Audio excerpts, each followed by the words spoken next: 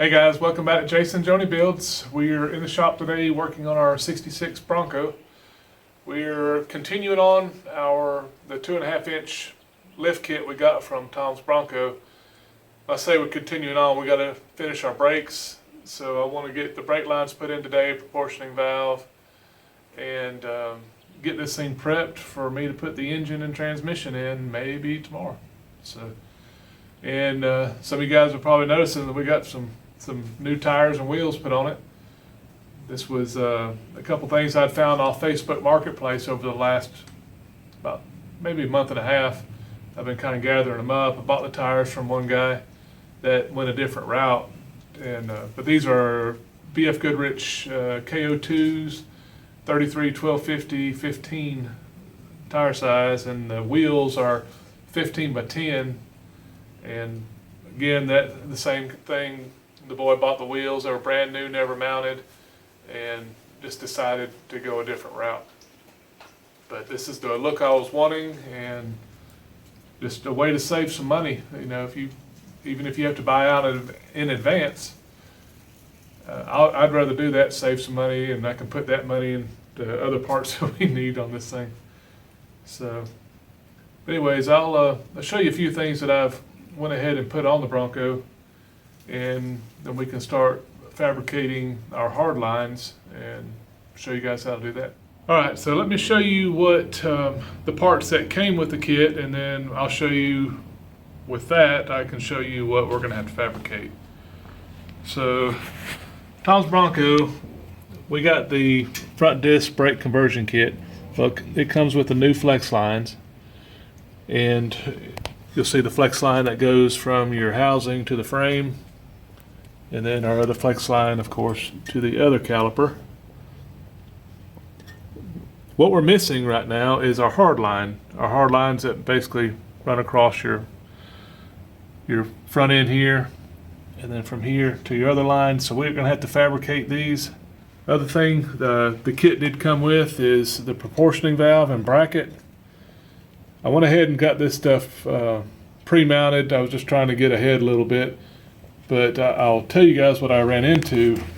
My 66 frame and my 66 Bronco was manual brakes, and it wasn't pre-drilled up here for a proportioning valve. But luckily I have my friend's 76 here, and I went out there and measured his. And so you have this slotted hole in your frame just forward of your shock tower. So if you'll measure from the rear edge of this slot to the center of the hole is 9 3/4 inches. And it's basically the hole is centered on the frame. So I went ahead and got that drilled, and what I did, I drilled it and tapped it. So I just tapped straight into the frame. This hard line comes with the kit. So I went ahead and attached it. I attached it to my flex line. I just found where I wanted it, and I did the same thing here. I drilled the frame, I tapped it, and I got this captured. So this really isn't a hard dimension I'll give you, because you can place it where you want it, up or down. This kind of felt good. It's off the frame, and all this is already pre-bent. So what we'll do here in a second is the hard line. So let me show you in the rear what they sent with the kit. All right, here's our rear kit, and basically the same thing. It comes with a flex line from your rear housing up to the frame, and then it goes into the factory location here. But it does not have the hard lines again that basically kind of wrap around your housing here and then go to the wheel cylinders on each side. The kit did come with extended emergency brake cables. I've already got those installed. I installed those when I did the rear brakes, so I just have them tied up out of the way right now, because all this gets attached to your body. So before I forget, I need to show you guys something if you're going to do this kit, the Tom's Bronco kit. I want you to look how close the caliper is on a 15-inch wheel. Now these brakes are big. You wouldn't think that they're that big just looking at them. Well, I had these tires mounted and balanced yesterday. I came out all excited. I just wanted to see them put on. I stuck them up there, and they had the stick-on weights. Well, the weights hit the caliper here. So I had to pull them off, take them back to town, and they had to pull the stick-on weights out and then just put knock-on weights on it. So just something for you guys to think about. If you're going with 15-inch wheels with the Tom's Bronco brake kit, the wheel clearance is really, really tight. So I don't have any problem now, but just I wanted to make you guys aware of it because it seems like I run into issues. I know you will too if you don't know, and I sure didn't know, but I do now, and now you do too. So there's no excuse. So if you're running 15s, make sure they put the knock-on wheel weights. All right, guys, so you've seen what we've put on now that came with the kit, so now we need to fabricate our hard lines for the Bronco. And I purchased this kit. Joni won't let me say the name because I keep messing it up. But this is a real good kit. I did a lot of research before I bought one, and this one seemed to have some good reviews. And it makes some really nice double flares. So I'll show you guys how to use that here in just a second. What I like to use, what I've learned in the past, is this is, I think they call it cop nickel or NiCop. There's a couple different names for it, for brake line. It's not steel, you know, the steel rusts so quick, but stainless steel line. I built one Mustang and I put all stainless steel because I thought that's what I had to have. That car leaked brake fluid.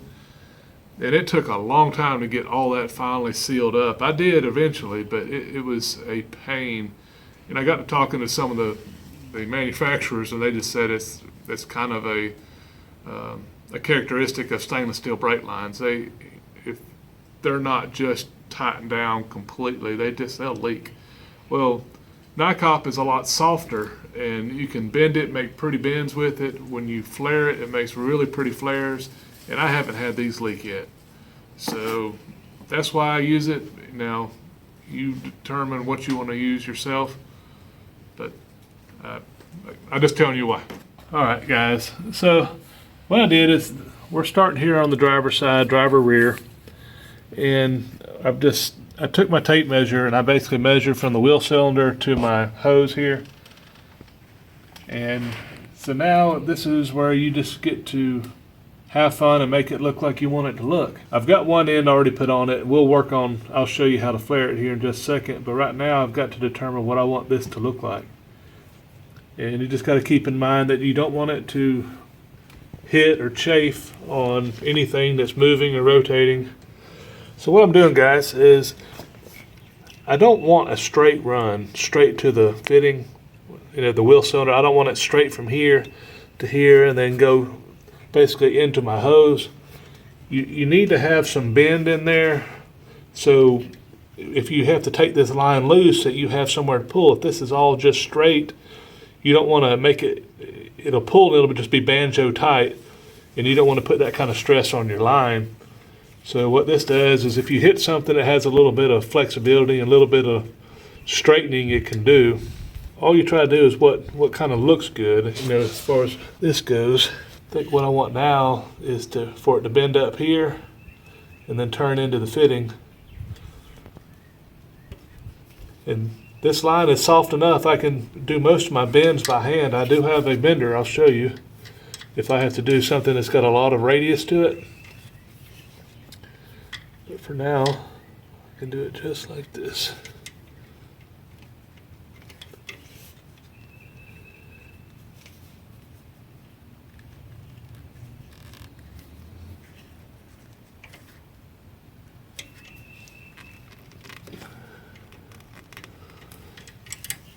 Alright, so I've got my line shaped like I want it. So what I need to do now is basically mark where it's going to be. Right there. And I'm giving myself a little bit. Yeah, that'll work. Alright, so first of all we got to cut the line off. Well, the kit comes with a nice cutter.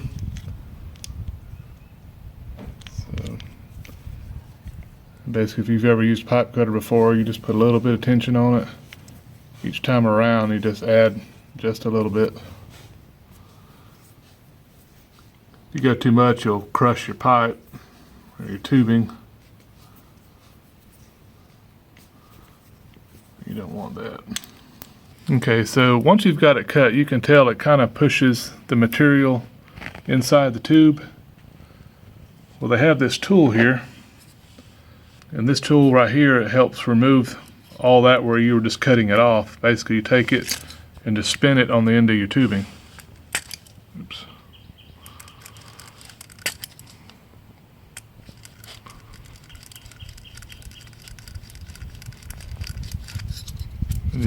You just sort of keep dressing it until you get it opened up.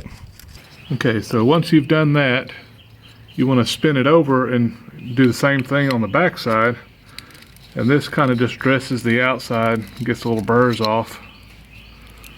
So now that's nice and clean. It may have a little junk on the inside.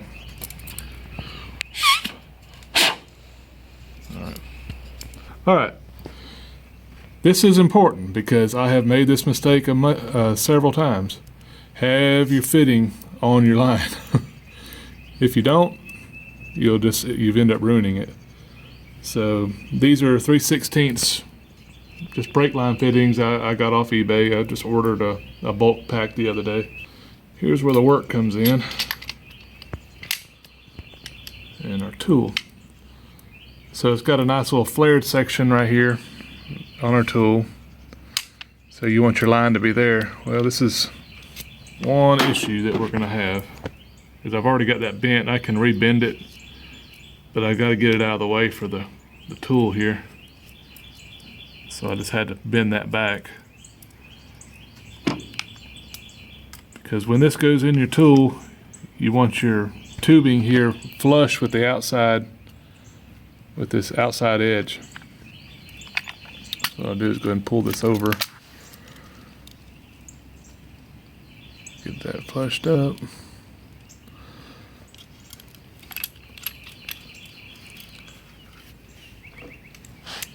Then you just take your wrench and tighten it down.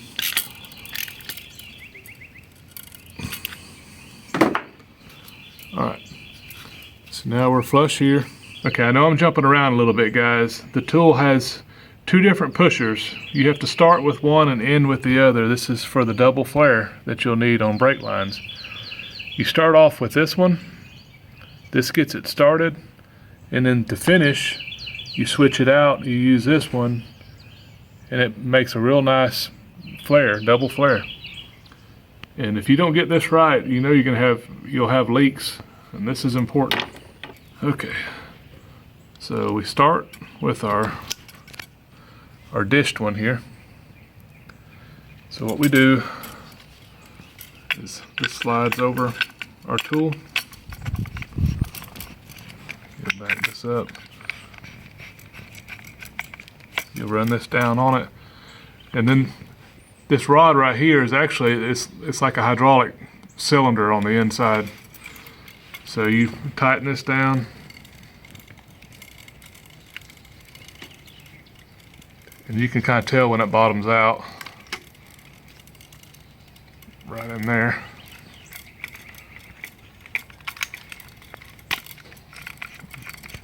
All right. So that's our first portion. You'll see it's kind of got a beveled end. All right. So now we have to put our other pusher on. I know it's a lot of steps. It's just one of those things you can't rush. Okay. So we do the same thing again. We get our tool pushed in. We take this and just run it down.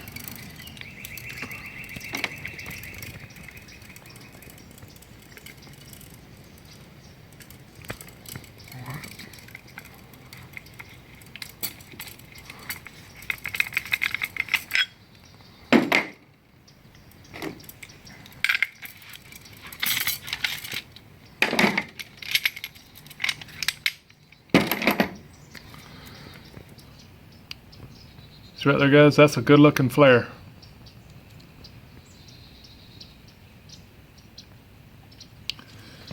All right, so now let's see if this brake line fits. So, since I had to straighten that out.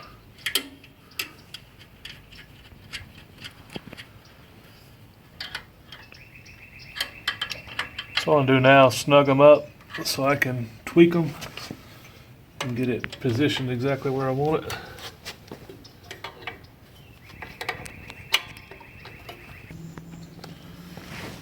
Alright guys, so here's this line. It's not touching anything. It's nice and straight. So I like it. Alright guys, so we're going to do this other side, and what I did is I just grabbed a piece of welding wire so I can kind of get an idea of the length that I'm going to need to cut off of my coil, my brake line coil. So basically the same thing we did before was come in,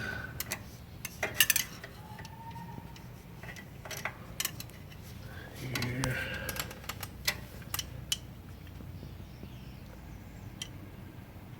basically about 6 inches longer than this rod will get me close. Guys, this coil I bought from Summit Racing. I think it was 20 or 25 feet. Honestly, I don't remember, but it's enough to do one vehicle.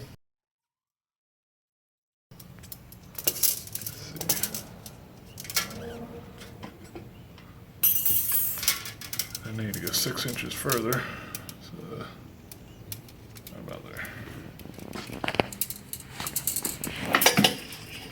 I'll show you guys how I straighten this in just a second. Alright guys, Joni just called, what'd you call me? An engine nerd. An engine nerd. This is my straightener. I just had these pulleys off of this other jobs that I've done. And all I gotta do is mount them to a piece of wood and then roll them through here. There you go. Check it out. Straight.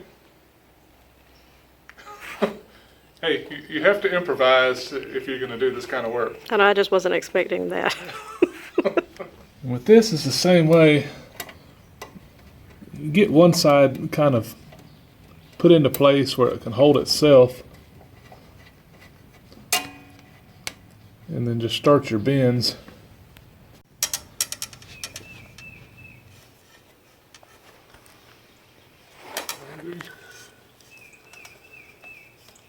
Same thing, guys, is I'm getting just basically working in some length on the end of this line here. And then we're gonna start chasing our housing now.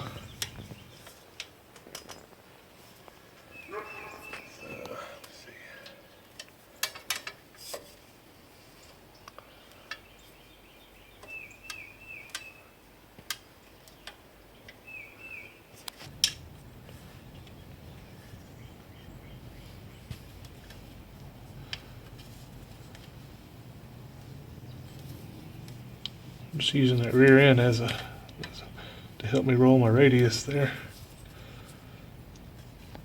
I know it looks kind of wonky yet, but this is kind of how we start. We're going to kind of bring this a different way. I've got it kind of bent here, but I think that Joni's idea was to maybe bring it in bring it in off the top and down here, and I like that. So I want to go ahead and get the ferrule on it, or the end on it, so I can put it in and tighten it up and then kind of help hold it, and that helps me kind of direct it. So let me get it pulled off here. So what I'm doing is I use the housing as something to push against. I just put a rag under it.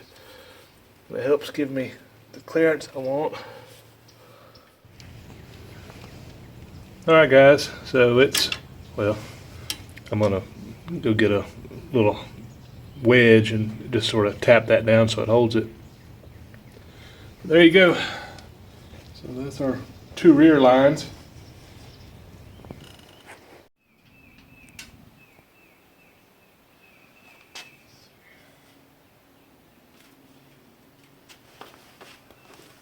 Alright guys, I'm working on the brake line from the proportioning valve to the rear, so it's the long that follows the frame.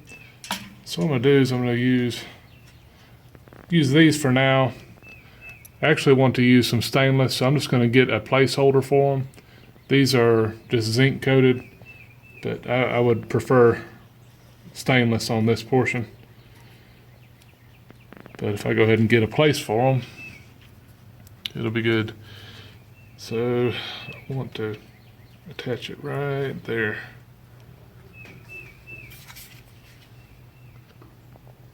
Let's put a mark.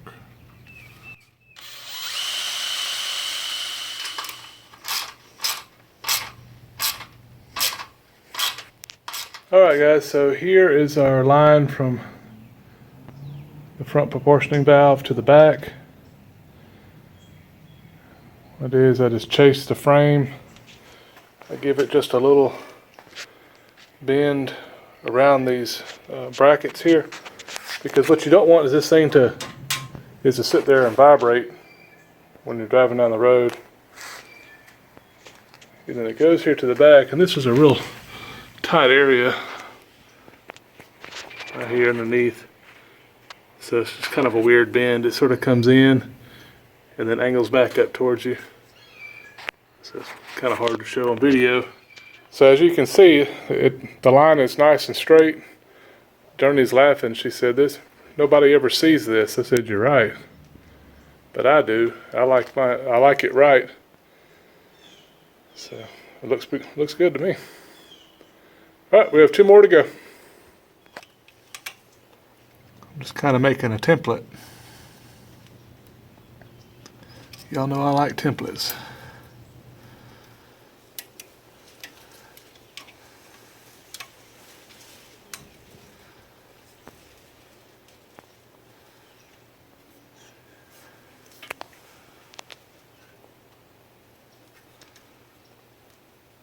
Somewhere along there. Alright guys, so we've got our lines in now. We've got them put tight. I made sure I'm not touching anywhere. You know, it's just real close. And you just don't want to have anything that, you know, brush or anything can snag. It looks good. I'm satisfied with it. So all of our brakes are done. I say on the chassis is done. Now we can't do the rest of this because all that's on the body, of course. Anyways, you can buy pre-made kits or you can do it yourself. I like doing it this way. It's fairly inexpensive, and then I have the ability to put everything where I want it. I'll put the link to the line that I used in the description. I'll put the little fittings kit that I bought off eBay. I can put that in there, like I said, just to help you out if you're wanting to order the stuff yourself. Another step done. So we will be back out here hopefully tomorrow putting the engine in this thing. So you guys have a great day, and we'll see you on the next one. Take care. Bye.